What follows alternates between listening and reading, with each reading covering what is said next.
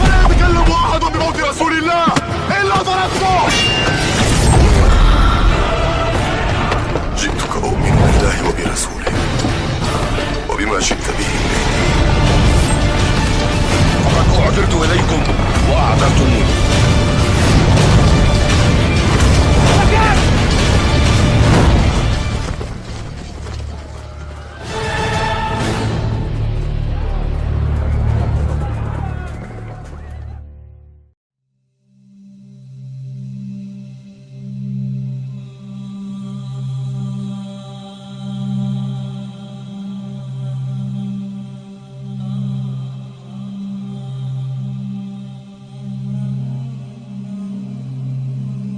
Kiamat, Ustaz.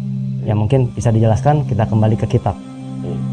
Kembali ke kitab tentang fenomena pada tahun ini banyak sekali ulama-ulama ahli sunnah wal jamaah tentunya ya yang dipanggil oleh Allah Subhanahu wa taala, itu yang terbaik.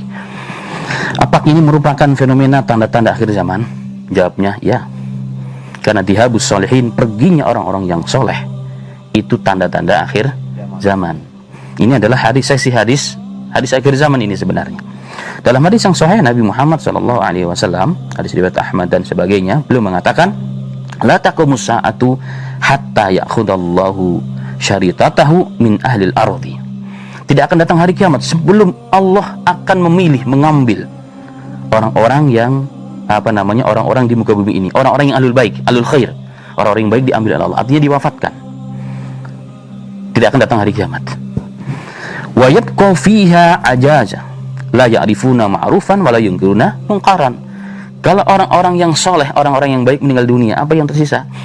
Kata Nabi Muhammad SAW adalah ajajan. Jadi orang yang hina, buruk perangainya, buruk akhlaknya, dosa akidahnya. Dan mereka tidak tahu mana yang hak, mana yang batil, mana yang benar, mana yang tidak benar, mana yang salah. Bahkan dalam hadis yang lain Nabi Muhammad begitu tegas mengatakan, ya'ti 'alan nasi zamanun yugarbaluna fihi gorbala. Akan datang suatu saat nanti pada manusia, pada umat Nabi Muhammad SAW, masa di mana gorbala itu sebenarnya diayak. Jadi manusia nanti akan diayak. Diayak maksudnya apa? Kalau kita numbuk padi kan berarti yang dipilih, begitu kan? Akan dipilih oleh Allah Subhanahu wa taala. Orang-orang yang baik akan diambil oleh Allah, yang tersisa adalah orang-orang yang buruk. Makanya fenomena yang terjadi hari ini, banyaknya orang-orang yang soleh di kanan kiri kita, mungkin di antara mereka adalah guru-guru kita, itu jelas tanda-tanda akhir zaman. Itu fenomena yang sangat luar biasa, yang kita harus selalu menjadi peringatan bagi kita semuanya. Dan saat itu jika orang-orang yang baik, orang-orang yang soleh pergi, Rasulullah mengatakan, marijat uhuduhum wa amanatuhum. Bercampurlah antara janji dan amanah. Artinya begini, dia berjanji dan amanah campur aduk, nggak jelas. Janjinya apa, pelaksananya apa. Jadi kebohongan itu di mana-mana. Pengkhianatan itu di mana-mana. Antara janji dengan tugas sudah campur aduk. Ya, amanah itu menjadi magnaman, jadi menjadi gonimah, kesempatan. Itu akan terjadi. Kenapa? Karena orang-orang soleh sudah tidak ada, sehingga tidak ada yang menasihati mereka. Dan apabila itu terjadi, kata Nabi Muhammad SAW ya, dalam hadis Ahmad ini, Rasulullah mengatakan, waqtalafu, maka manusia akan terpecah. Orang akan egoisme, orang akan melakukan sesuatu yang sesuai dengan kepentingan masing-masing dirinya. Begitulah yang terjadi. Ini perginya orang-orang yang soleh. Nah, orang-orang yang soleh itu kan umum. Ada yang lebih tinggi derajat orang daripada kesolehan itu apa? Ahlul ilm, ulama. Nah, ulama ketika meninggalkan dunia ini, itu tanda semakin jelas bahwa memang alamat akhir zaman itu semakin dekat kepada kita. Nabi Muhammad SAW dalam riwayat Bukhari dan Muslim mengatakan, min asyratis saati ayyurfa'al ilm wa yathbutul jahlu. Di antara tanda-tanda akhir zaman adalah apa? Diangkatnya ilmu diangkat oleh Allah Ta'ala dan ditetapkan, atau yang tersisa adalah orang-orang yang jahil, yang tidak mengerti agama, yang tidak mengerti aturan, bahkan yang tidak berakhlak. Nah, para ulama mengatakan dari hadis-hadis yang lain tentunya, yang dimaksud yurfa'ul ilm bukan orang itu hafiz Quran tiba-tiba bangun sudah nggak ada hafalannya, bukan.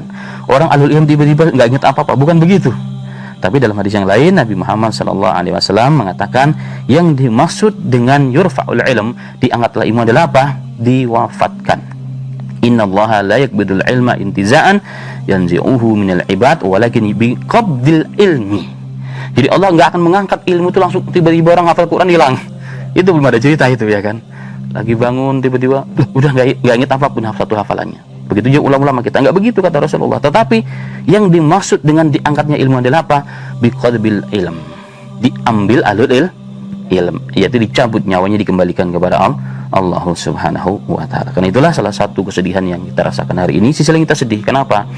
Karena dengan ulama itu kan ibaratnya sebagai lentera yang selalu memberikan cahaya dan tuntunan kepada umatnya kanan kiri saat kita dalam kegelapan.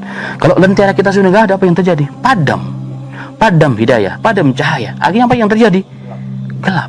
Orang sudah tidak lagi bisa membedakan antara hak dengan yang batil, antara yang sunnah dengan yang bid'ah, antara yang benar dengan yang tidak benar. Bahkan akan berubah tuntunan itu menjadi tontonan, tontonan menjadi tuntunan, sunnah menjadi lecehan, bukan lagi jadi kebanggaan. Nah, ini tidak akan terjadi. Jika ini semakin kuat, maka tandanya hari kiamat itu semakin dekat dengan kita.